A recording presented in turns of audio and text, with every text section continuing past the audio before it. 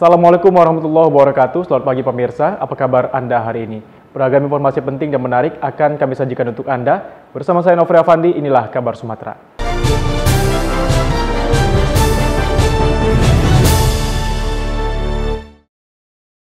Universitas Pembangunan Pancabudi Medan menggelar wisuda ke-67. Dalam wisuda tersebut, Beni Ricardo, seorang polisi lulus program studi Magister Ilmu Hukum, berhasil memperoleh IPK dengan 4,00. Sebanyak 564 mahasiswa dari perguruan tinggi Universitas Pembangunan Pancabudi Medan dinyatakan lulus dari berbagai program studi, yakni pasca sarjana, sarjana, dan diploma. Wisuda ke-67 Universitas Pembangunan Pancabudi tahun 2022 telah banyak melahirkan sejumlah wisudawan dengan lulusan terbaik. Salah satunya adalah Beni Ricardo, wisudawan dari program studi Magister Ilmu Hukum dengan nilai tertinggi 4,00. Beni Ricardo, anak kandung dari pasangan Suprapti dan Sukirno, merupakan warga Kota Binjai, adalah seorang anggota kepolisian yang bertugas di wilayah hukum Polda Sumatera Utara. Nilai tertinggi 4,00 yang diraih Beni Ricardo menjadi kebanggaan sang orang tuanya. Dari 564 wisudawan yang diwisuda, ada beberapa sarjana terbaik dengan predikat sangat memuaskan atau cum laude. Salah satu adalah Bang Beni Ricardo dari Polda, menjadi wisudawan terbaik cum laude dengan IPK 4,000. Usai mengikuti acara wisuda pasca sarjana, Beni Ricardo yang didampingi istri langsung menjumpai ibu kandungnya yang sejak pagi menunggu di luar gedung. Saya orang tuanya sangat bangga. Karena dia anak kami bungsu, nggak sangka kalau dia ini bisa dari meraih prestasi yang bisa prestasi yang sekarang ini lah. Karena dari dulu dia orangnya nggak pala kali, itu anaknya manja, nggak nyangka aja gitu. Cuman orang tua jadi bangga lah sama dia ini ya, sampai bisa dapat, nggak nyangka lah gitu bisa dapat prestasi S2-nya dia. Dengan ilmu yang dicapai kepada alumni diharapkan dapat bermanfaat di kalangan masyarakat. Dari Medan, Fahmi, Dodi TV One mengabarkan. Pengabdian tanpa batas.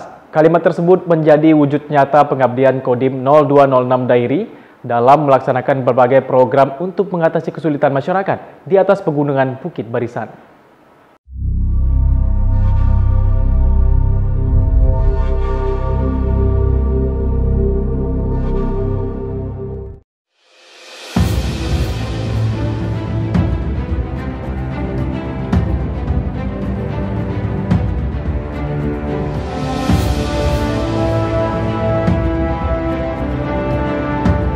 Pengabdian tanpa batas untuk kemanunggalan TNI dan rakyat.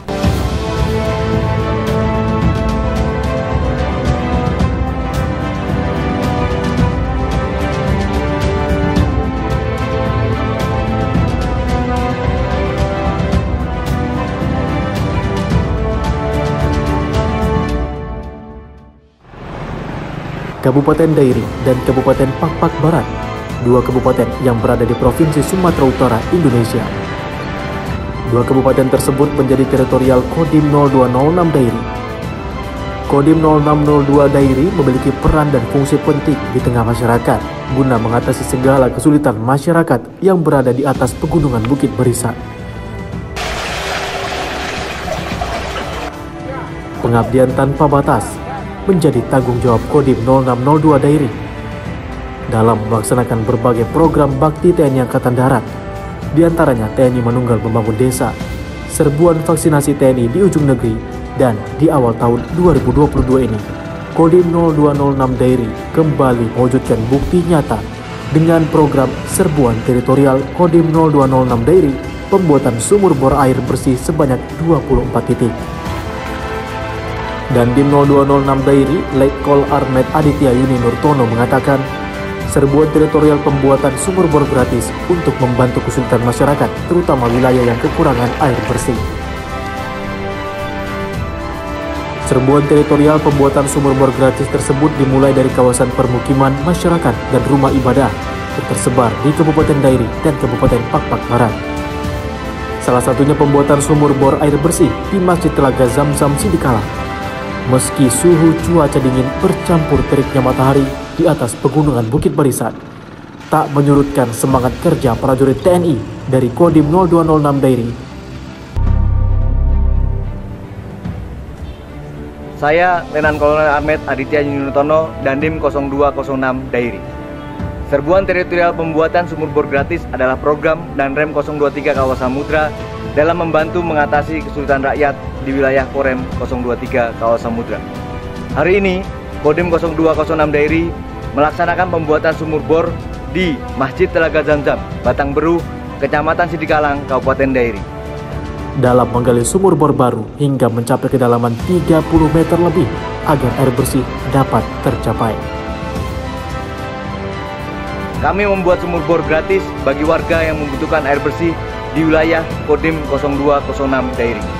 Puluhan titik dan rumah ibadah menjadi sasaran serbuan teritorial pembuatan sumur bor gratis. Harapan kami, sumur bor ini dapat dimanfaatkan masyarakat guna memenuhi kebutuhan akan air bersih dan tetap terjaganya tingkat kesehatan masyarakat di wilayah Kodim 0206 Dairi. Pengabdian tanpa batas untuk kemanunggalan TNI dan rakyat. Pembangunan sumur bor melalui kegiatan serbuan teritorial Kodim 0206 Dairi merupakan wujud karya bakti dan kepedulian TNI dalam membantu mengatasi kesulitan air kepada masyarakat yang tinggal di atas perbukitan. Warga pun sangat berterima kasih atas program serbuan teritorial pembuatan sumur bor gratis yang dilaksanakan Kodim 0206 Dairi. Mereka mengungkapkan program tersebut sangat membantu di tengah kurangnya sumber air bersih.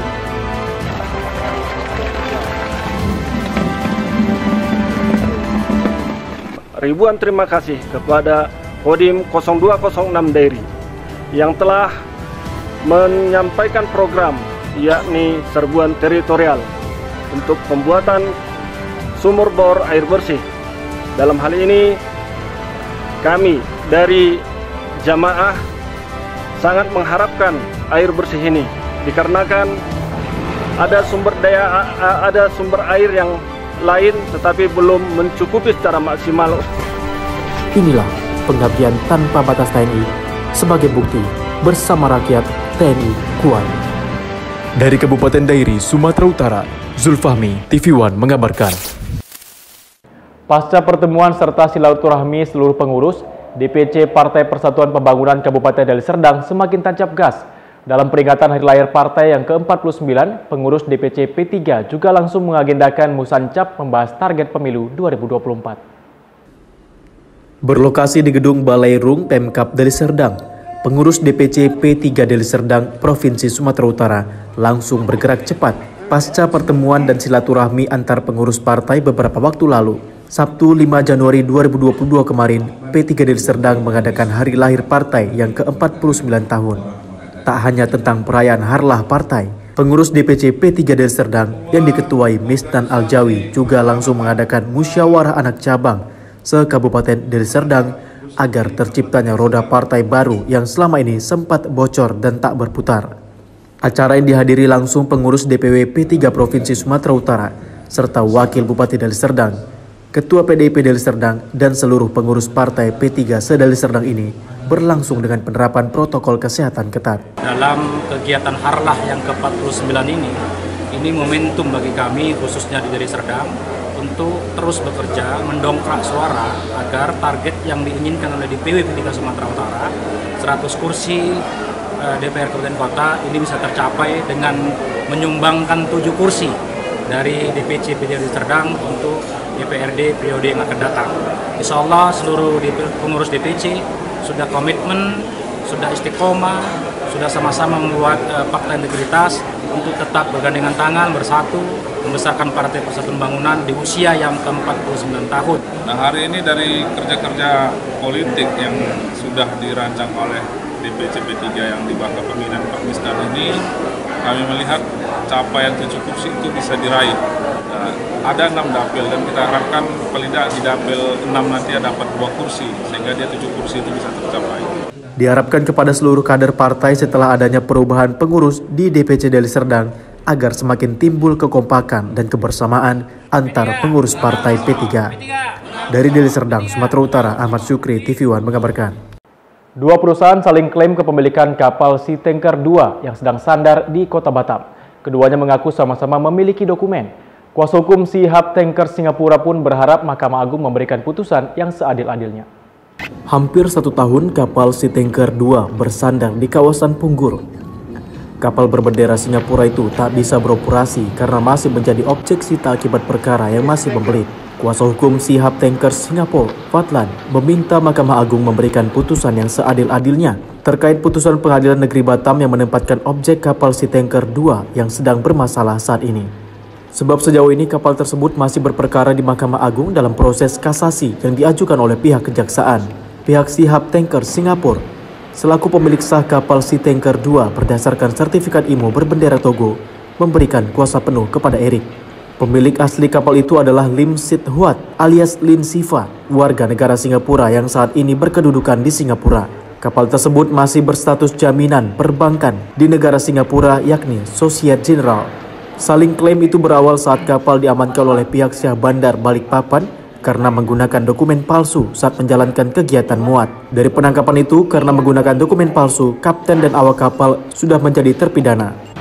Oleh pihak pelayaran yang ditunjuk untuk melakukan perubahan bendera kapal tersebut, menangkap momentum dengan kejadian case pemalsuan kapal, pemalsuan surat yang terjadi di Balikpapan. Nah, berjalannya waktu, pihak yang ditunjuk tersebut mengajukan permohonan penetapan ke pengadilan negeri. Oleh pengadilan negeri ditetapkan bahwa pihak pelayaran tersebut saat ini, saya garis bawahi, saat ini diduga sebagai pemilik kapal yang sah. Sementara itu, Togo Simanjuntak, Direktur PT DSM juga mengaku memiliki dokumen terkait kepemilikan kapal Sea Tanker 2. Bulan Januari 2021 kami masih lakukan negosiasi. Jika memang kalian tidak menginginkan kami, ya kan, sebagai pemilik, silakan kalian kembalikan uang saya. Simple kan? Ternyata tidak, katanya silakan minta sama Erik, itu tanggung jawab Erik. Ada suratnya kok, ada email, 3 kali saya somasi. Saya laporkan ke KSOP sama ke Dir KPLP pusat bahwa saya hanya bertanya saja. Ada suratnya resmi, nanti saya peroleh. Bagaimana kapal tersebut bisa bergerak dari Balikpapan ke Batam? Sementara dokumen asli di saya. Saat ini pihak kejaksaan masih melakukan upaya kasasi ke mahkamah terkait sengketa kapal Sea Tanker tersebut. Dari Batam, Kepulauan Riau, Alboin, TV One mengabarkan. Kapolres Bengkalis AKBP Hendra Gunawan dinobatkan sebagai penerima penganugerahan Julang Budi atas pengabdiannya selama bertugas sebagai Kapolres. AKBP Hendra Gunawan bersama istri diarak dengan diiringi alunan irama kompang saat memasuki gedung Lembaga Adat Melayu Riau, Kabupaten Bengkalis. Kedatangannya disambut tokoh adat Melayu sesuai prosesi adat Melayu. AKBP Hendra Gunawan dinobatkan sebagai penerima penganugerahan Julang Budi atas pengabdiannya selama bertugas di wilayah hukum Kabupaten Bengkalis sebagai Kapolres. Prosesi penganugerahan Julang Budi dihadiri segenap unsur Forkopimda Kabupaten Bengkalis serta pengurus Lembaga Adat Melayu Riau atau LAMR dan LAMR Kabupaten Bengkalis. Penganugerahan Julang Budi yang diterima Kapolres Bengkalis dilakukan dengan prosesi adat Melayu, di mana Kapolres Bengkalis diberikan tanjak dan penghargaan serta dilakukan tepuk-tepung tawar. AKBP Hendra Gunawan mengatakan penghargaan tersebut merupakan motivasi agar kedepannya Kepolisian Republik Indonesia lebih dicintai masyarakat. Saya beserta keluarga besar mengucapkan sangat terima kasih atas penghargaan ini. Tidak bisa dikatakan dengan kata-kata. Ucapan terima kasih ini tentunya bagian daripada hati yang tulus mengucapkan terima kasih atas penghargaan ini. Tentunya kami bekerja tidak untuk mengharapkan penghargaan, semata-mata untuk tulus dan ikhlas. Dengan penghargaan ini tentunya kami berharap juga ke depan Polres Bengkalis lebih diterima di masyarakat Bengkalis, adat Melayu Riau dan semua kalangan masyarakat. Bagi orang Melayu, budi itu ditempatkan tempat yang mulia. Ya, jadi tentu itulah penghargaan kita kepada setiap orang yang berjasa di tempat kita ini, dan tetap kita berikan penghargaan sesuai dengan dedikasi yang telah dilakukan selama ini. Dari Bengkalis, Riau, Dedi Eka Putra, TV One mengabarkan. Pemda Musi Banyuasin, Sumatera Selatan kembali menyerahkan laporan keuangan pemerintah daerah atau LKPD tercepat di Indonesia kepada Badan Pengawas Keuangan atau BPKRI perwakilan Sumatera Selatan. Diawali dengan penandatanganan serta penyerahan berkas laporan oleh PLT Bupati Musi Banyuasin, Beni Hernedi, yang diwakili oleh Sekretaris Daerah Pemkab Musi Banyuasin, Apriyadi, kepada Kepala Badan Pengawas Keuangan atau BPKRI perwakilan Sumatera Selatan yang diterima oleh PLH Kepala BPK Sumatera Selatan, Cecep Mulyadi. Ini merupakan yang tercepat di Sumatera Selatan bahkan di Indonesia sebagai penyerahan laporan keuangan pemerintah daerah kepada BPK. Bahkan penyerahan laporan keuangan tercepat ini sudah 5 kali berturut-turut yang dilakukan oleh Pemda Musi Banyuasin. BPK senang dan bangga, Pak. Berarti sistem yang sudah dijalankan oleh Pemkab Musi Banyuasin ini sudah bagus. Ya, jadi apapun yang terjadi ini ternyata dapat diselesaikan bukan tepat waktu lagi, Pak. Lebih cepat dari ketentuan yang sudah ditetapkan oleh undang-undang. Kami jajaran pemerintah Kabupaten Musi Banyuasin menyerahkan laporan keuangan 2021 auditif kepada BPKRI perwakilan Sumatera Selatan. Ini alhamdulillah bisa kami selesaikan 1 minggu setelah berakhirnya tahun anggaran. Ini bisa diselesaikan, tentu ini karena memang sistem yang kita bangun, sistem tata kelola APBD, sistem tata kelola keuangan yang kita bangun ini memang dari tahun ke tahun ini kan kita perbaiki terus. Penyerahan laporan keuangan pemerintah daerah dilaksanakan langsung di gedung BPK di Jalan Demang Lebar Daun, Palembang, Sumatera Selatan pada 7 Januari 2022 lalu yang dihadiri oleh Kepala Dinas DPKAAD, Kepala Dinas PMD, Kepala Dinas Kesbang Pol, serta Kepala Dinas Kominfo Pemkab Musi Banyuasin. Dari Musi Banyuasin, Sumatera Selatan, Puja Kusuma, TV One mengabarkan. Kembali di kabar Sumatera, pemirsa, Jemaat Gereja Pantekosta Kudus Indonesia atau GEPKIN, Jemaat Peniel Kota Pematang Siantar melaksanakan kegiatan ibadah dan syukuran bersama sebagai bentuk sukacita dalam memperingati hari ulang tahun berdirinya Gereja GEPKIN Peniel yang keempat. Sebagai bentuk ungkapan syukur dan sukacita di ulang tahun berdirinya Gereja GEPKIN Jemaat Peniel, seluruh jemaat dan gembala gereja menggelar doa dan ibadah bersama. Ibadah dan syukuran bersama itu dipusatkan di Gereja GEPKIN Jemaat Peniel di Jalan Hoki, Kecamatan Siantar Barat pada Minggu 9 Januari 2022. Prosesi ibadah berjalan lancar dan hikmat dengan mengumandangkan dan menyanyikan kidung pujian kepada Tuhan serta mendengarkan khotbah dan firman Tuhan yang dibawakan oleh Bapak Gembala Gereja Pendeta Alfendi Ang. Usai prosesi ibadah bersama, acara kemudian dilanjutkan dengan pertunjukan tarian drama singkat dan kegiatan lainnya guna memeriahkan prosesi hari ulang tahun gereja tersebut. Meski terbilang sederhana, namun terlihat seluruh umat yang hadir tampak bergembira dalam kegiatan itu. Puncak perayaan ulang tahun berdirinya Gereja GEPKIN Jemaat Peniel yang keempat ini ditandai dengan pemotongan tumpeng dan kue ulang tahun oleh Pendeta Alfendi Ang didampingi istri, pengurus gereja, serta diikuti seluruh jemaat yang hadir. Di ulang tahun yang keempat ini, jemaat semakin bertumbuh dewasa dan banyak jiwa-jiwa yang dimenangkan untuk Kristus. Gereja semakin dipandang sebagai orang bisa datang dan merasa nyaman dan ada mengalami mujizat dan mengalami kemenangan ketika mengenal Yesus. Itulah harapan kami dari GEPKIN Peniel. Perayaan itu pun dilaksanakan dengan mengikuti anjuran protokol kesehatan ketat. Setiap jemaat dan tamu yang hadir mengikuti kegiatan wajib memasuki bilik sterilisasi, mencuci tangan, menggunakan masker, dan menjaga jarak. Dari Pematang Siantar, Sumatera Utara, Daud Citohang, TV One mengabarkan. Seluruh anak berusia 6 hingga 11 tahun di Kabupaten Mandailing Natal diwajibkan mengikuti vaksinasi. Satuan Tugas Percepatan Penanganan COVID-19 Mandailing Natal pun memberikan bakso gratis untuk menarik minat mereka. Berbagai cara dilakukan Satuan Tugas Percepatan Penanganan COVID-19 untuk menyukseskan pelaksanaan vaksinasi.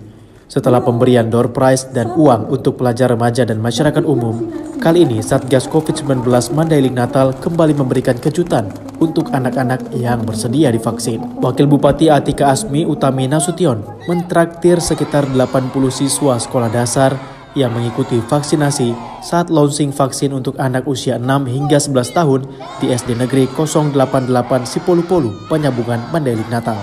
Cara ini dinilai cukup efektif, terbukti dari sekitar 47 siswa yang awalnya bersedia meningkat menjadi 80 lebih siswa yang bersedia divaksin. Wakil Bupati Mandailing Natal meminta petugas dan guru memberikan penerangan yang logis kepada anak-anak dan orang tua sehingga pelaksanaan vaksinasi dapat berjalan dengan lancar.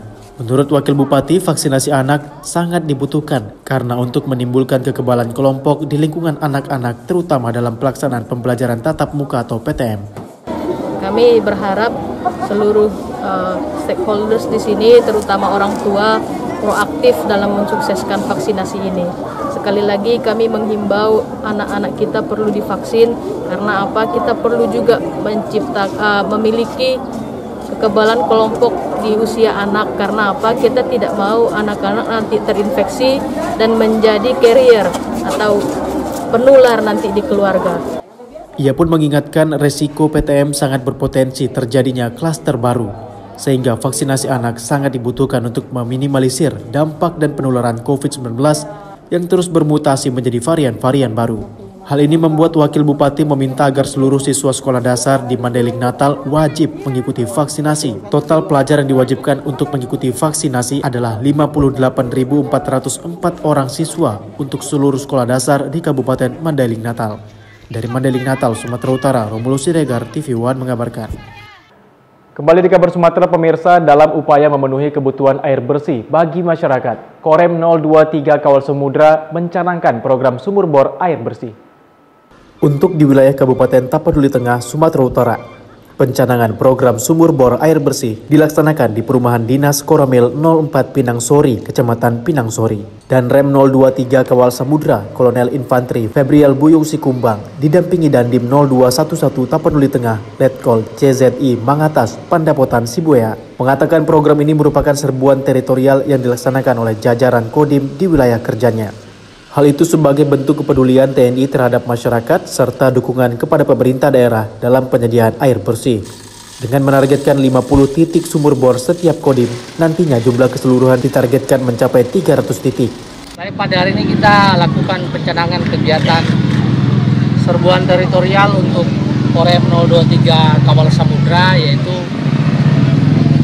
upaya penyediaan air bersih bagi masyarakat melalui kegiatan sumur bor air bersih, di mana kegiatan ini dilakukan di seluruh Kodim, tidak hanya di Tapanuli Tengah.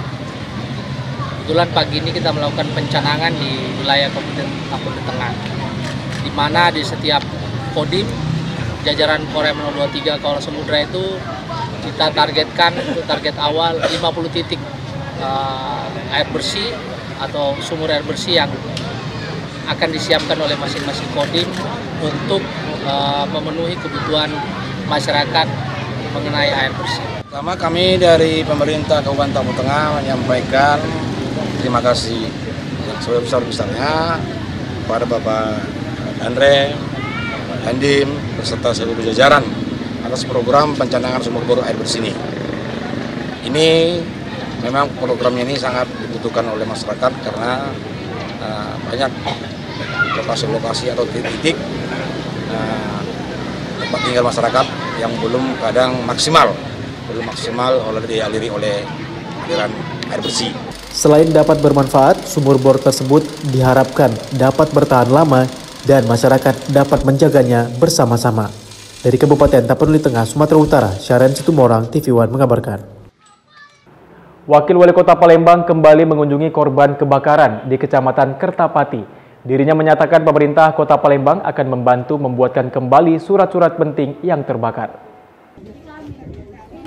Setelah 1 hari sebelumnya mengunjungi dan membantu korban kebakaran di Jalan Merante, RT 36 RW 08, Kelurahan Kemas Rindo, Kecamatan Kertapati, Wakil Wali Kota Palembang Fitrianti Agustinda kembali mendatangi lokasi kebakaran untuk melihat kondisi dan memastikan bantuan kepada para korban. Saat ini di lokasi kebakaran sudah didirikan posko dan dapur umum, serta Dinas Kesehatan telah menyediakan obat-obatan yang dibutuhkan warga. Fitrianti Agustinda juga mengatakan akan membantu kebutuhan anak-anak sekolah dan balita. Pemerintah kota juga akan membantu melalui camat dan lurah terkait pengurusan surat-surat korban kebakaran yang ikut terbakar. Namun Wakil Wali Kota menegaskan, untuk membangunkan kembali rumah mereka tidak dapat dilakukan lantaran lahan tersebut bukan milik warga. Sama camat dengan lurah berupaya supaya bisa membantu warga. Dan kalau misalnya tadi ada hal-hal yang lain, ya di luar yang tadi konteks tadi kami siap bantu. Misalnya ada surat menyurat atau yang memang sifatnya berharga, tadi kita coba bantu untuk kita cetakkan lagi. Tapi sesuai dengan yang disampaikan oleh Pak Lurah maupun Pak Aidil, memang aturannya seperti itu. Kalau seandainya kami melanggar, kami kena Pak, mohon Ibu maklum itu bro. Jadi kami pengen bantu, tapi tentu sesuai dengan aturan yang ada. Karena kalau seandainya kami membantu tidak sesuai dengan aturan, ya terpaksa kami juga ikut menanggung risiko. Sanksinya ada, apalagi kami kepala daerah. Bapak Ibu ini memang adalah orang-orang yang patut kita perhatikan, kita sayangi, kita tolong. Tapi kondisinya memang seperti ini.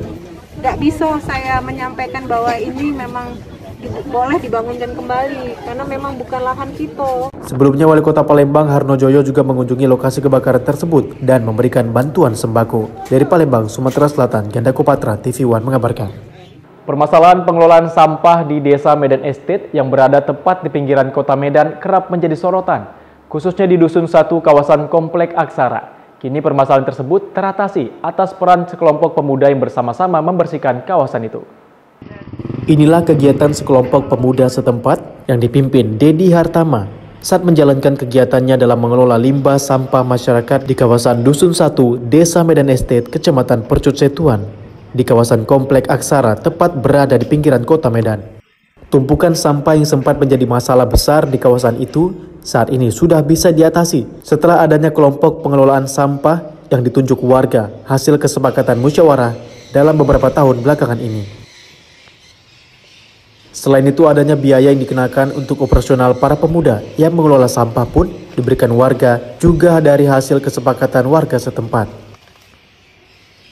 Sejumlah warga mengaku sangat berterima kasih kepada para pemuda yang dimotori Dedi Hartama dalam membantu untuk mengelola sampah di Komplek Aksara yang sebelumnya sempat menjadi permasalahan dan kini dapat teratasi dengan baik.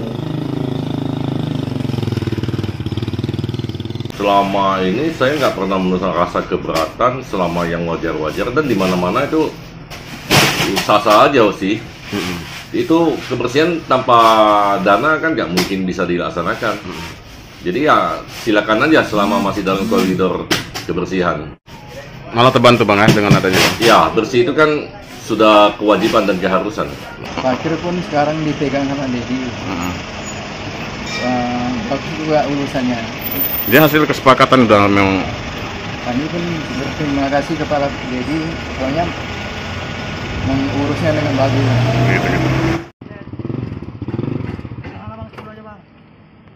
Dari Kabupaten Deli Serdang, Irfan, TV One mengabarkan. Wakil Bupati Mandailing Natal, Atika Asmi Utami Nasution, tinjau pembangunan Rumah Sakit Umum Daerah Mandailing Natal di Komplek Kantor Bupati Mandailing Natal. Tahun ini, pembangunan rumah sakit ini akan rampung dan tinggal melengkapi fasilitas alat kesehatan agar rumah sakit ini segera beroperasi. Pengerjaan 4 gedung utama Rumah Sakit Umum Daerah atau RSUD Kabupaten Mandailing Natal telah hampir rampung. 2 dari 3 gedung yang dibangun sudah diserah terimakan dari pengembang ke pemerintah Kabupaten Mandailing Natal. Wakil Bupati Mandailing Natal, Atika Asmi Utami Nasution, meninjau RSUD tersebut untuk memastikan kemajuan pelaksanaan pembangunan dan kualitas pekerjaan. Atika meninjau bangunan mulai dari luar hingga ke dalam bangunan. Wakil Bupati meminta agar pengerjaan yang belum rampung jangan terburu-buru untuk menjaga kualitas pengerjaan bangunan.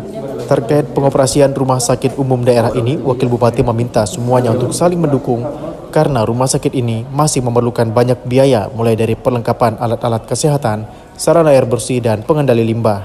Pengembangannya tentu kita isi dulu di dalam, kan? Belum. Isi dulu fasilitasnya belum. Oh, ini belum, baru ya? Bangunan Pak ya? Baru bangunan luar, ya baru bangunan luar fisik. Di dalam kita penuhi dulu fasilitas, alat-alat kesehatan.